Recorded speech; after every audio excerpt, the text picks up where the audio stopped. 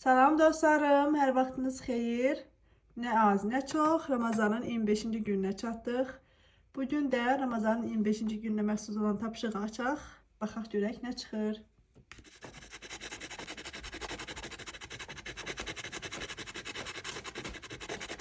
Dostlar, bugün də çox gözəl bir tapşırıq çıxdı. Bugünkü tapşırıqda da deyilir ki, yaşlı bir ailə üzvü yaxud da ki dosta vaxt keçir.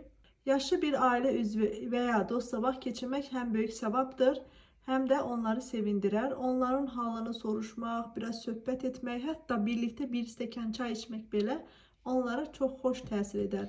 Yaşlı insanlar bəzən tək qalırlar, danışmağa, dinlənməyə ehtiyac duyurlar. Onları dinləmək, keçmiş xatirələrini eşitmək bizə də xoş olar. Həm də onların təcrübələri bizdən daha çoxdur. Ola bilsin ki, gələcəkdə bizə kömək edər.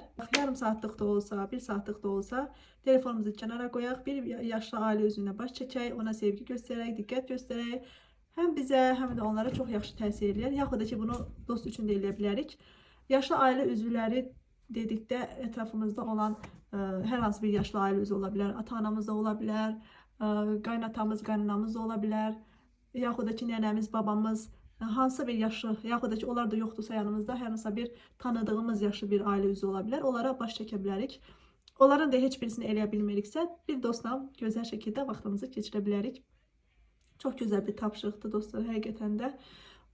Bu, hər dəfə açanda bu sözü deyirəm, hər gün fərqli tapşırıqlar çıxır. Bu kalendara hazırlayandan Allah əbədiyyən razı olsun.